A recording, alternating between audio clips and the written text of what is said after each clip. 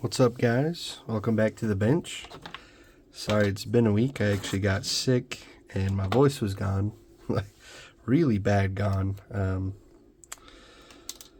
So I actually did get a lot of work done. I'm in the home stretches ish. So we'll go through that here, no time to delay. I've got most of the chassis done. I've just got the bumpers and stuff to put on. Let's see if I can get you in here. The engine I've got converted into this inline 6 sort of deal. I left it black just because the one in my dad's was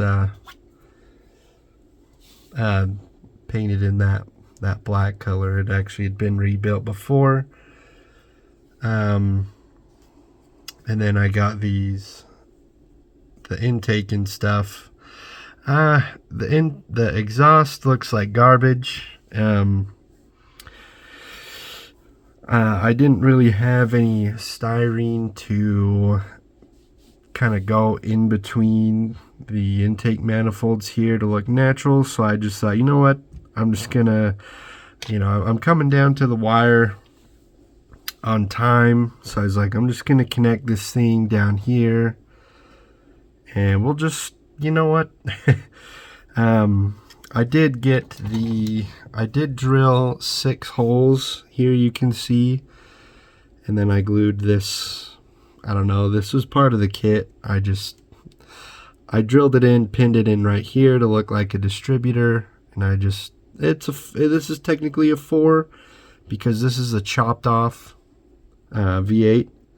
But you know what?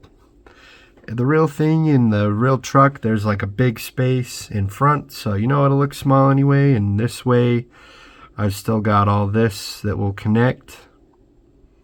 So, you know what? And for the most part, this is going to be in a case with the hood closed. So I don't need to spend years and years and years. The only thing is it is a little tall. I was doing some dry fitting yesterday with the cab. And everything should fit. I don't have the air filter painted yet. I'm going to put that in last just to triple check that it will fit. But then as you can see, I've got the drive line and everything going in. Spare tire,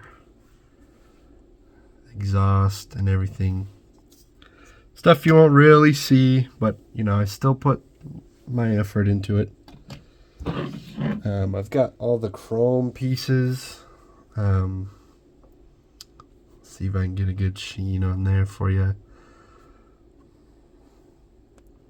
Zoom out a little bit.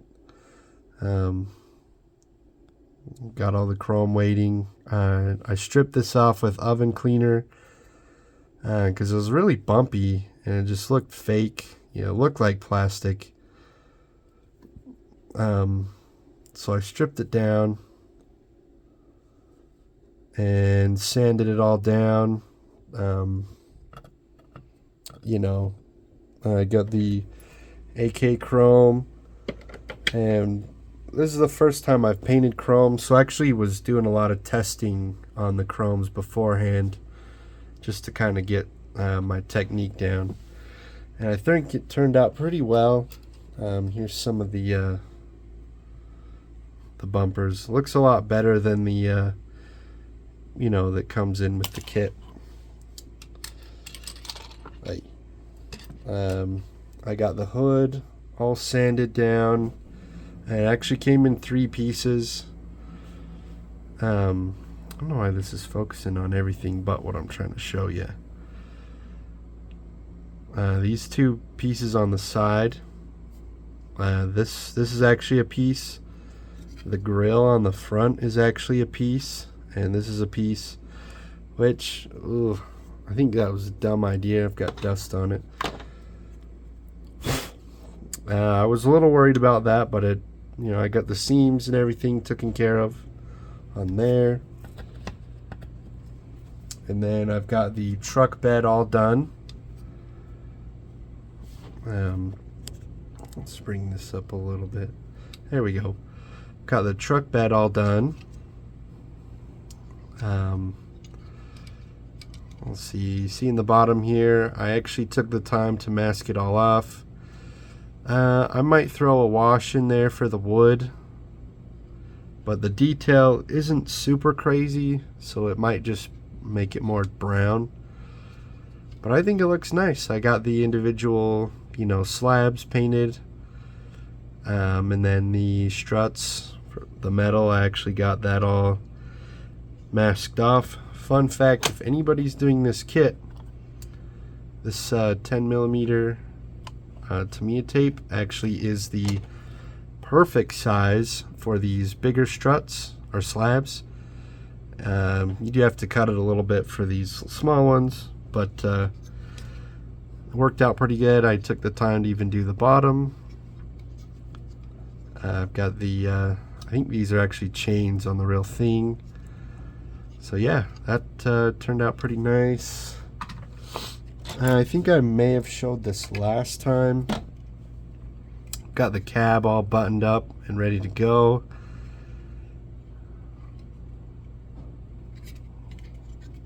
So yeah, we're then we had I'm not gonna show y'all 4, but got the wheels done.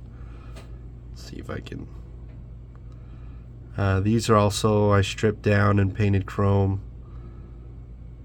So I've got 4 of those. I just painted them to match the truck. And we did have a little bit of issues trying to make this windshield. This is actually the top of a pie container. So what I was using to get the shape, I bought some of this. I bought a pack of this, 3 sizes for this project, and this is a super thin piece. It's almost like cardstock paper. So what I did with that was I stuck it in the cab with tape, and I traced the shape out of it, and then I got this out of an old, not an old, but we ate a pie, or my father-in-law bought a pie, and I kept the lid, and I was heating this up, but it's too thick, and after I would heat it up, admittedly it was kind of hard to get the exact shape, and I accidentally I knew I was gonna do it, and I pushed too hard. I busted this out. So we did have a little bit of setback this week on the cab. This is basically what I have left. I've got some more engine components to put in here, like the radiator and stuff. So I had to re-glue this. I had to put some more putty on there. This is still, I'll probably do another thing because you can see it kind of shrunk right here. So at this point I was kind of frustrated. I thought maybe I'll just not do a windshield, but I thought that would look kind of bad. So I actually just went to a couple of the hobby places near me that are more like your Warhammer type stores, or there's an RC shop. They didn't really have any of this evergreen stuff, and I didn't feel like driving all the way to Sandy again so soon. So I actually went straight to Evergreen's website, and I got this this thickness that I was just showing you. I got this thickness and a thickness half this size.